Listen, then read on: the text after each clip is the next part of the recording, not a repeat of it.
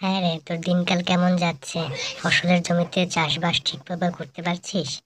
এখন তো আমার গরমে ফসলের জমিতে অনেক ক্ষতি হয়ে গেল, পানি পাওয়া যায় না। আমার অবস্থাও তোর মতোই। তবে আল্লাহর রহমতে কোনো রকমের জীবনটা চলছে ভালোই।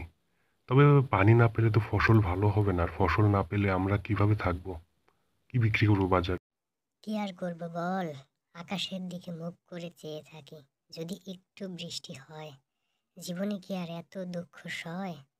আকাশ থেকে যদি একটু বৃষ্টি হয়, তাহলে এবার ফসলটা বেঁচে যেতাম আমরা, ভালোভাবে চলতে পারতাম। কিন্তু ফসলই যদি না থাকে, তাহলে কি খেয়ে বাঁচবো?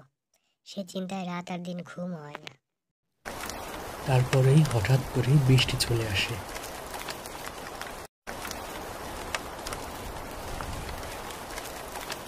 বৃষ্টিতে এতদিনের গরম প্রকৃতি অবশেষে ঠান্ডা হয়।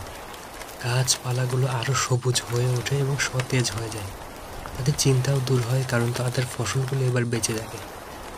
মাঠের দিকে তাকিয়ে তারা খুবই আনন্দিত হয় এবং তারা দুজনেও বৃষ্টিতে দাঁড়িয়ে ভিজতে থাকে এবং বৃষ্টি উপভোগ করতে থাকে।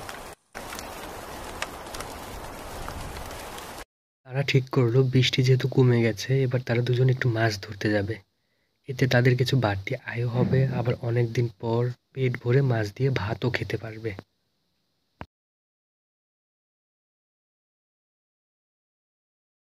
তারা দুইজনেই চলল মাছ ধরতে নদীর দিকে। নদীতে এখন পানি আরো বেড়েছে বৃষ্টি হওয়ার ফলে।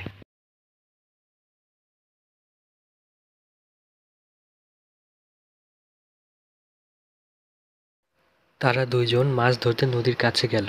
যখনই তারা নদীর কাছে গেল, তখনই দেখতে পেল একটি ব্যাঙ জলে ডুবে যাচ্ছে। তারা ব্যাঙটিকে উদ্ধার করে এবং শুকনো জায়গায় নিয়ে যায়। এই ব্যাঙটি ছিল জাদুর ব্যাঙ। তারা যেহেতু ব্যাঙটির জীবন বাঁচিয়েছে, ব্যাঙটি তাদেরকে উপহার হিসেবে দুটো ডায়মন্ড দেয় এবং এই ডায়মন্ড পেয়ে তারা বড়লোক হয়ে যায়। তাদের আর কোনো কষ্ট থাকে না।